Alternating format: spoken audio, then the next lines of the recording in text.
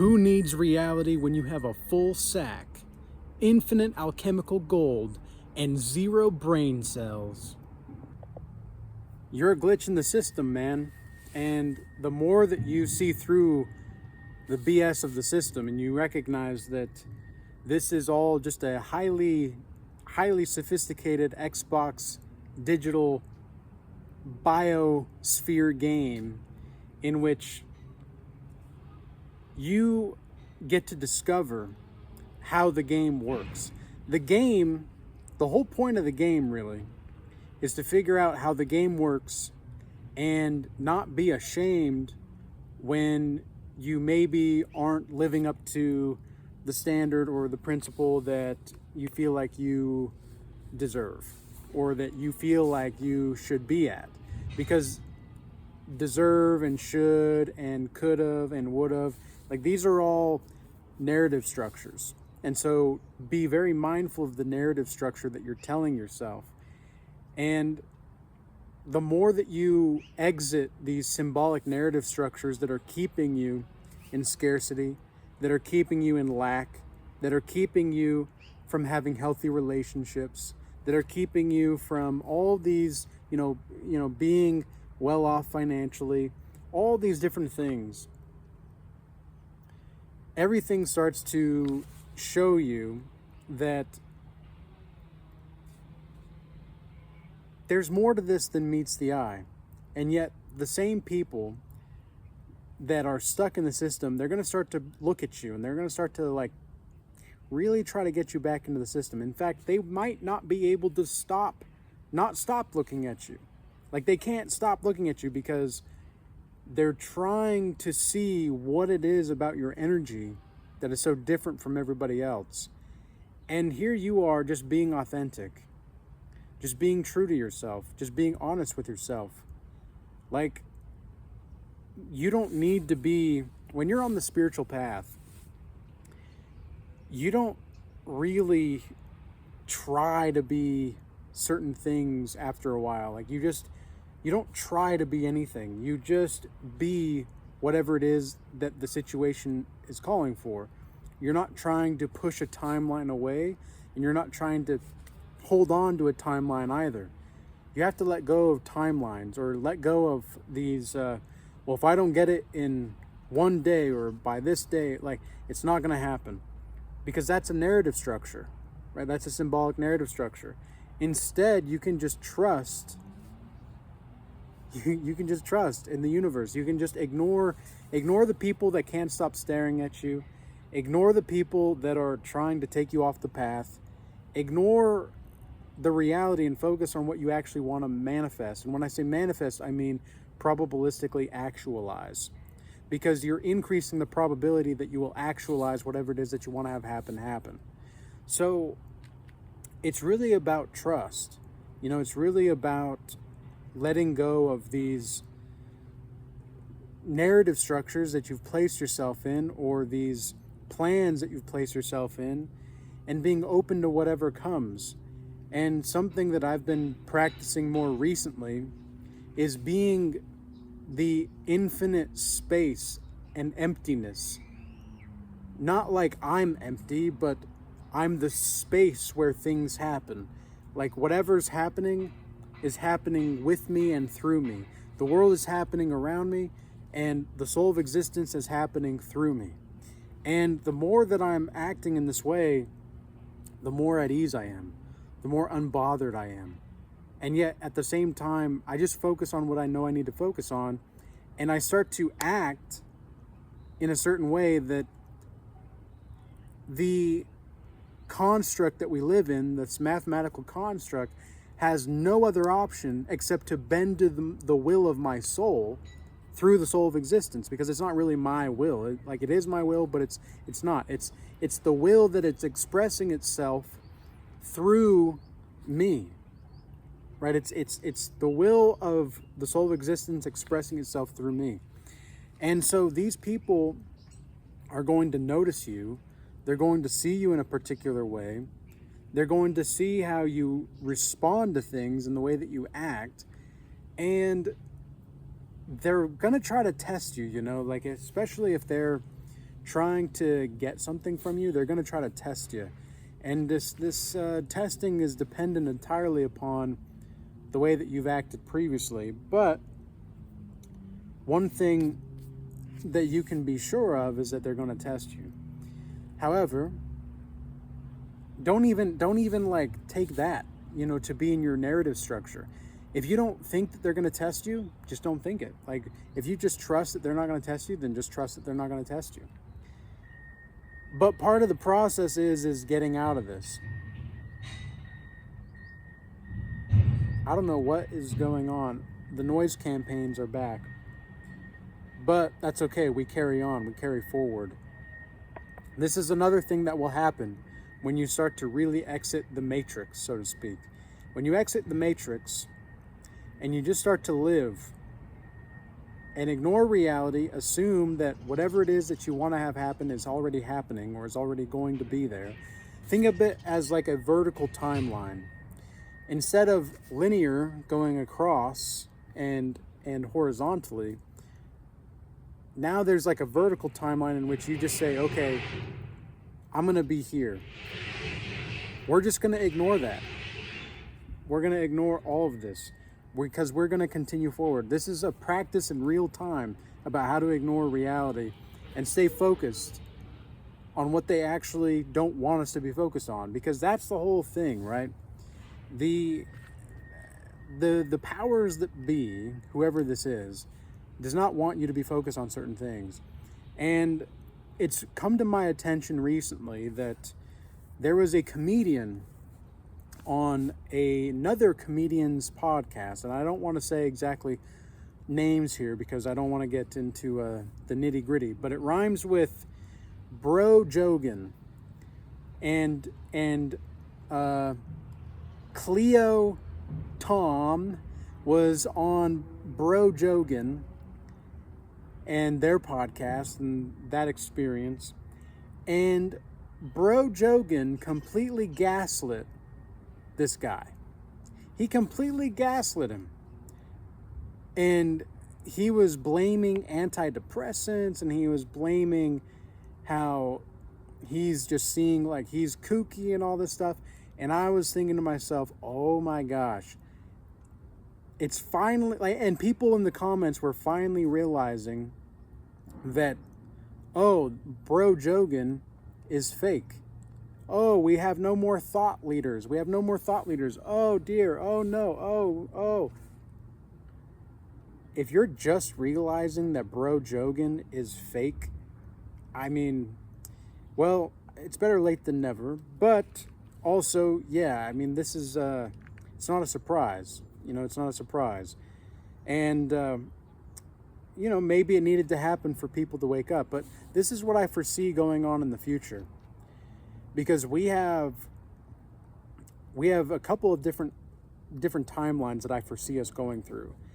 And social media has activated a lot of different things, right? We are in a degradation phase.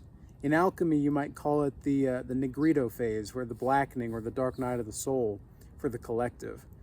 And this black dark night of the soul for the collective with social media, we're trying to, like, most creators are not creating because they want to create something. They're creating because they want to create a brand behind that. They're not trying to express themselves, because if they try to express themselves, they find that it's very difficult and it's very challenging to actually commit to that, because, well, the algorithms don't really reward, spiritual growth, right? They don't really reward that. So the trick is to figure out how to be spiritually growing while also keeping the consistency of what the algorithm wants. Or you could just be, untainted by the algorithm per se, and you could just continue forward no matter what. So I foresee there's going to be a couple things going on with AI coming into the picture. Number one would be AI is going to be a catalyst into the reddening stage or the yellowing stage in alchemy per se, where smaller communities and smaller channels and smaller accounts are going to be more of like these digital sanctuaries. And I'm already seeing this with the Regal Academy. I'm already seeing this with the Godlike Mastery offer that I have.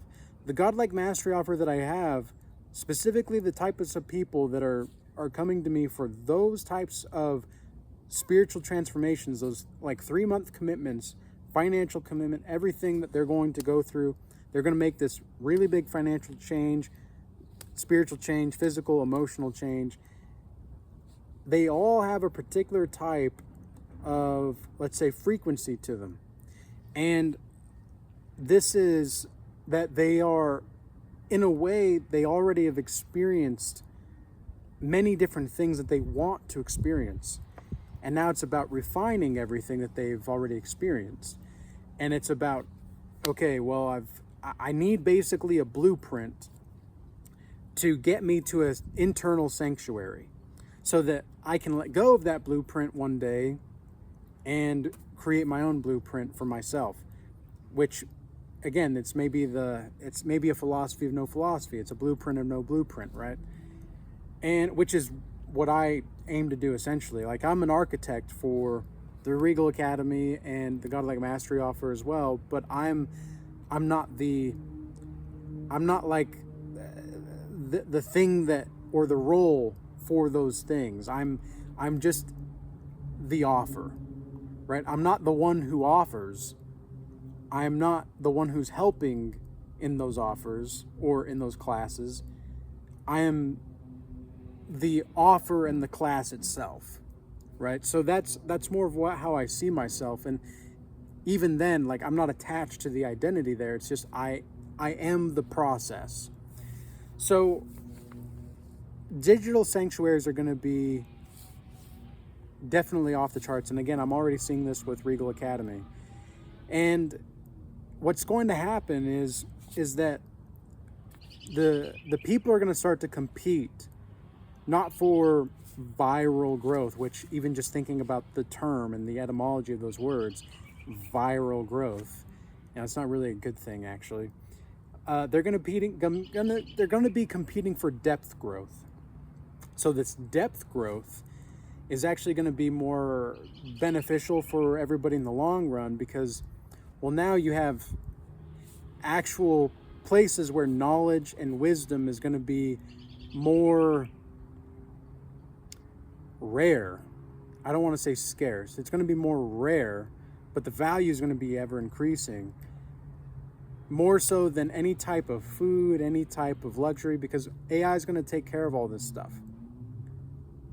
It just, you see it happening already. So how can you best leverage AI already to do what you want to do with your self-growth or spiritual growth, etc.? And you start to just adapt to the system. Instead of being in the system, you're adapting to it and using it for what it is, to create your own catalyst to self-mastery and to godlike mastery. Because godlike mastery is going to be the key thing here. And godlike mastery is recognizing that the work is never really done. Like, it is done, but it's not done. It's already done. Everything's already done, but it's not your time yet. And when I say that, it's like, it is your time, but it's not your time. It's a paradox, right? So we have to be very careful with the words here and the word choice. But it's not your time to physically die or to drop your body just yet. It's just not your time. There's more things to do, and there's more things to create and to build, and more life to be had. And this is the infinite alchemical gold, right? So when I say stop, like, zero brain cells, I mean that. Like, you don't need to have all of these thoughts going on. Like, it's really more about just assuming that where you're at is already being where you're wanting to be.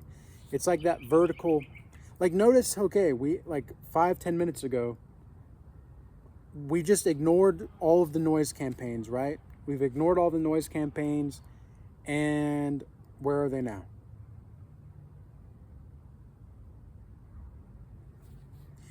See, it's about ignoring reality in real time. Like, The birds are nice, and I enjoy the birds because I don't feel like they're a noise campaign. I feel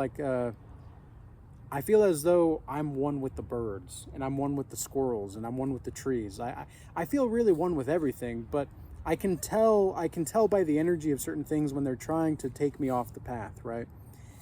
And so we have to ask ourselves, what's really most important here? What's really going to be helpful for us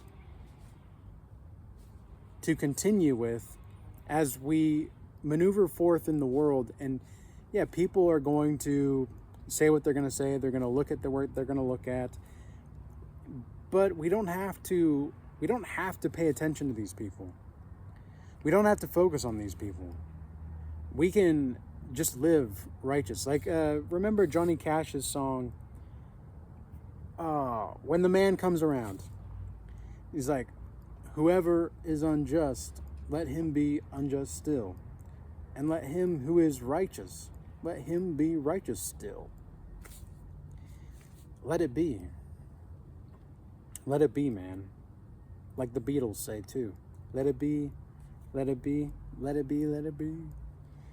It's really not about trying to get too caught up in vanity about these things, or to try to focus on what they're doing. It's about ignoring the phenomenons, because literally these are people that are basically phenomenons. Okay, they are essentially a phenomenon in the construct that we live in. And hey, look, there's a squirrel. Man, that squirrel is like dancing on the tree, man, and on the rails, yeah. That's pretty funny. But yeah, it's about ignoring, I swear, sometimes like animals, they're way more cool than like most people. Have you ever noticed that? Animals are way more cool. They have way more substance. It's the same thing with trees, man. Trees have I don't want to say a personality, but because I don't think personalities really exist. I don't really believe in personalities. I think that there are certain ways in which the form of this life is expressing itself, but I don't think that personality, that implies that there's a person to have the thing, right? But anyways, we just don't need to get so caught up with what other people are looking at, or how they're looking at us, or what they're doing, because we don't really care. Like, if you're truly trying to get out of the matrix, you just stop caring about what the phenomenon thinks, and you just stay unbothered, man. Just stay unbothered. It's all right. Everything's okay. So, with all that being said, I hope that this message was useful and insightful for you. I hope everybody stays blessed. Peace. Until next time.